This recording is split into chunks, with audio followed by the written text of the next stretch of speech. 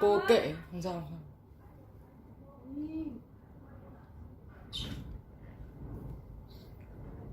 Khổ quá chị này.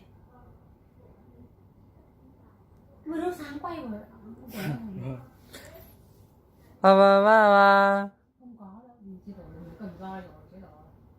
Quả này ăn roi rồi.